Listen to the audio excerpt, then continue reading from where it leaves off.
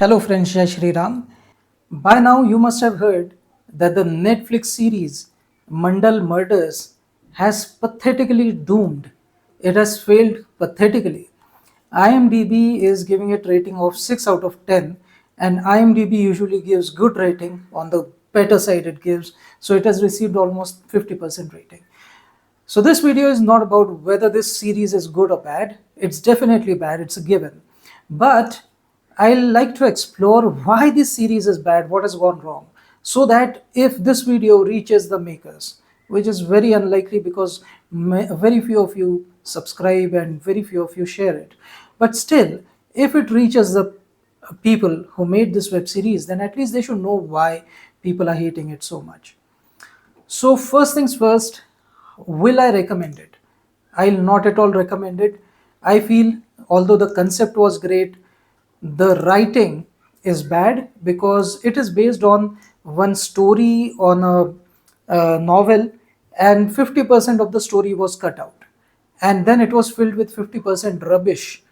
And that's why I said story or writing is only 50% good, and this 50% is the 50% that you get out of the novel. Rest is absolutely pathetic. Screenplay and execution. So here instead of this I can say direction. It is absolutely pathetic. I am giving it 2 out of 10 stars. The director is the same director who directed Mardani and Mardani 2 Bollywood movies. And he is a typical Bollywoodia.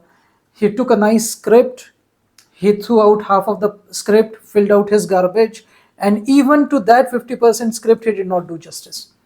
A typical Bollywoodia. Acting, well, acting is good only by 3 characters. Casting is absolutely wrong because these 3 characters received the least amount of screen time. And the other 3 characters who received the maximum screen time did not do so well. Only 2 actors actually stand out, that is Shriya Pilgaonkar, who is the daughter of Sachin Pilgaonkar and Supriya Pilgaonkar. So let me show you. This person, Shriya Pilgaonkar, she stands out.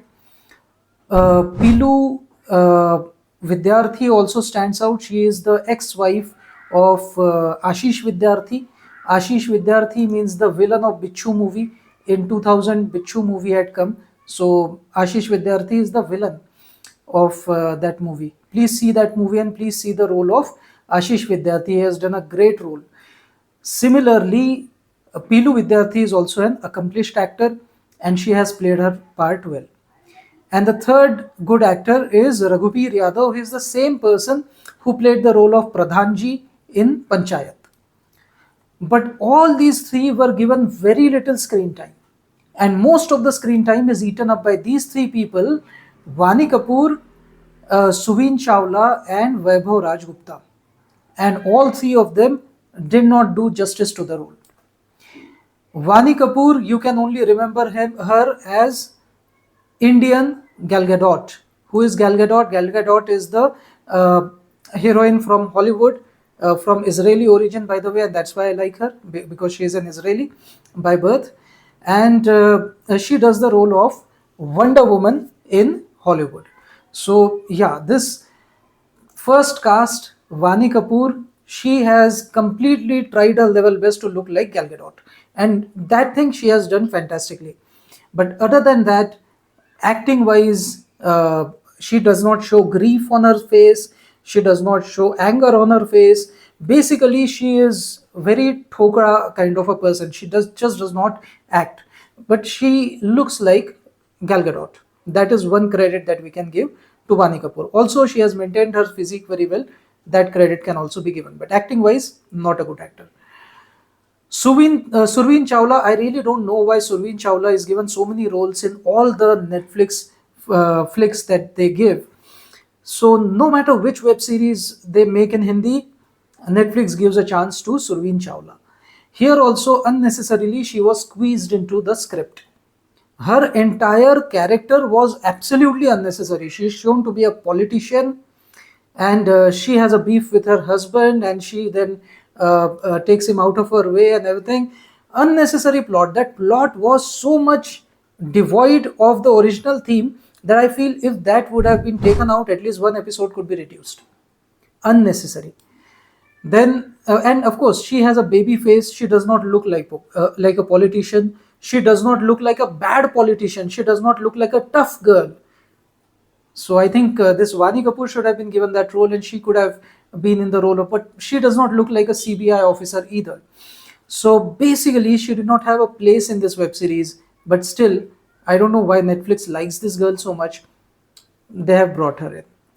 Vaibhav Raj, well, one credit I'll give him. The physique that he has maintained is great, but acting wise, he is not a very good actor. I think anything, his dialogue delivery is bad, his acting is bad, everything is bad. But his physique is good. That is what I can give him credit for. So, all these three people who eat up 80% of the screen time, they are the worst people in the cast. And the good people, that is Shriya, Pilu, and Raghubir, who are really good actors, who have shined even in this little kind of a role that they are playing, they are given the least amount of screen time. So casting is bad. That is also a big reason for the failure. And third and the final thing, see, I'll tell you who is the director. So why is the director the primary reason for failure? See, this is Gopi Puthran. He is the director of Mardani and Mardani 1. In both these movies, you must have seen that all the ladies' characters are shown to be very innocent and good, and all the men, almost all the men, are shown to be bad and very pathetic and such heinous people. You should cease to exist. So he has an ultra feminist view of the world, and that's what I don't like about him. Even in this series, why did you bring Surveen? Surveen was brought, her entire story was brought only because he is an ultra feminist and he had to show that women are facing the brunt of male chauvinism and the patriarchy that is there in the Indian society. Her husband is shown to be a patriarchal, bad, of course, he's a man, so he had to be shown as a bad person, womanizer. In every way, he is bad. He is a bad politician, corrupt person. He is bad to his wife because he is sleeping with other women or at least womanizing with them. So men are always shown bad and women are always shown to be very good. She is the face of the Renaissance. She is bringing the woman forward, and she herself is fighting the war against this patriarchy, and she is bringing him to justice. And how does she bring him to justice? She actually really disables her husband. Her husband was pretending to be disabled while he is not, and she actually makes him disabled. Is that a very noble thing to do? Well, it can be. If you're a lady, you can never be wrong. That is the worldview of Gopi.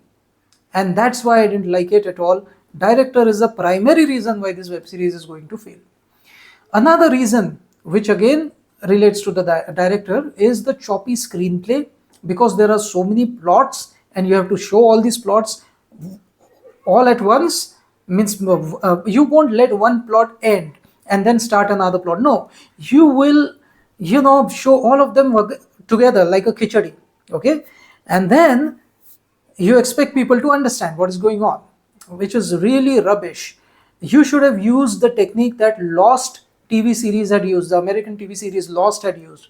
There they used to dedicate one episode for one plot, in which they used to explore the life or the history of one character, and then you would realize that why that character behaves in this particular way. Okay, so they opened up the story of every character one episode at a time. They did not say that in every episode I'm going to show a khichdi of all 10 characters and then you try to understand what every character is like. That is what this Gopi has thought of, and that is why it is pathetic. So screenplay is pathetic. Another problem is number of plots. This Gopi guy, he is such a pathetic guy. He already got this book, The Butchers of Banaras. It is a book by Mahendra Zakhar. There was already a story to it. Even this story is sufficient for making a 8-episode web series. But he innovated in that story also, and innovated in a very bad way. He took out 50% of this story, because this story talks about Vatican Observatory, so they are demonizing Christians. They are also talking about America getting involved, Pakistan getting involved, and everything.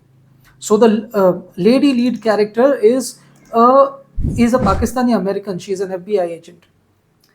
And here, basically, they are demonizing everybody. They are demonizing the Vatican. They are demonizing Americans also to some extent, or probably Pakistanis and Americans are the least demonized. But they are demonizing Vatican, that is Christianity, and they are demonizing Hinduism. They are saying that Naga sadhus do opium thing, and Aghoris are bad, Doms are bad, and everything related to Hinduism is bad. So this book is also pathetic. I don't recommend this book. But even this would have been a good script for a web series. But when Gopi took this script, he took out the part where Vatican was demonized. I don't know why. Okay, he is still demonizing the Hindus, but he has taken out the demonization of Vatican. Then he has not shown any Muslim angle only. See, when you're telling a bad story where almost everybody is bad in their own way, you cannot show Muslims in bad light. This is what this is what Indian culture is like. Okay, here, they have still brought Muslims, but they have brought them in a very good light. There is a symbol reader who is a Muslim. He is shown to be very good. Zamil Khan, he is the good guy. Then Zamil Khan's grandfather is also a good guy. He actually led to destruction of this cult to a great extent. And this cult is shown to be bad because it is related to Hinduism. It has to be shown bad. So overall, I do not like the direction at all. Whatever khichadi you have made, even in that khichadi, I do not like the khichadi in general. I do not like it. If you say that, okay, is it Hindu phobic? Well, it does not look like Hindu phobic when you just see it for the first time. But when you think about it, you understand that only the Muslim characters are shown to be absolutely good, who have nothing to do with anything. And all the badness, this whole cult is shown to be a Hindu kind of a cult. This is shown to be pre-Vedic, but it is linked to Hinduism mostly. Of course, they are drawing Ulta Om and everything because they are worshipping a demigod. They say that, every culture is different, so you will always think that my god is a demon. But yeah, they are shown to be demon worshippers only. And so you cannot call them as Hindus, but they look like Hindus for most practical reasons. Okay. So I did not like the script. I did not even like this book story, but at least it had some gravitas. This movie does not have any gravitas. Now I'll tell you the number of plots that they are in. There are at least these 11 plots in the story. And every plot is sufficient to make one web series. So essentially, when you're seeing this web series, you're like seeing 11 web series khichadified into one. And that's why the story does not go anywhere, or there are so many loose ends. You don't know why a few things happen. Like, this shadow worshipper who is shown to be that Pradhanji from Panchayat, that guy is killed for no reason at all. And who kills him? I don't know, some ghostly figure. I don't know whether it was his son. Yeah, this guy and his wife, they have been living with their son's ghost for 8 years in their home. And he is a shadow worshipper, and his wife is shown to be one of the figures in this cult, a senior member of this cult. Her husband doesn't know that his wife is in the cult. So why is he killed? I don't know. And did the son kill him? Well, that is not shown. And even if the son would have killed his own father, why? Why would anyone do that? And he had lived with them for 8 years. And then all of a sudden, why would he kill him? And he killed him exactly on the same day when his mother was, butchered in a way by the cult, and they took away her head. Actually, we cannot say butchered because she surrendered herself to the cult. She said that I'm part of the cult, so please take away my head if you want it for our demigod to come to life. So she did that. But on the same day, why would her ghostly son kill her father? I really don't understand. So there are so many loose ends because there are so many plots. Unnecessarily, see this police officer, everything bad is happening with this police officer only. Delhi police officer, the male lead character. So his girlfriend is dead. Then his mom has run away from the home when he was young, and she is also part of the cult. And now she plays a very vital role in controlling the demigod from coming to or stopping the demigod from coming to life. Everything is happening with this one officer only. The CBI officer also, the female lead. Everything is happening to her. Like she came, she took this case. Okay, till there it was okay. Then she also has a beef with with the lady politician, and okay, that thing settles down. Then that politician's daughter is only stolen by the cult, and she once again frees the politician's daughter. Now they become friends, and then this CBI officer only keeps seeing the ghost of a girl that she could not save in an encounter. And after saving that baby, that girl forgives her and goes away from her life. Now she doesn't show visions.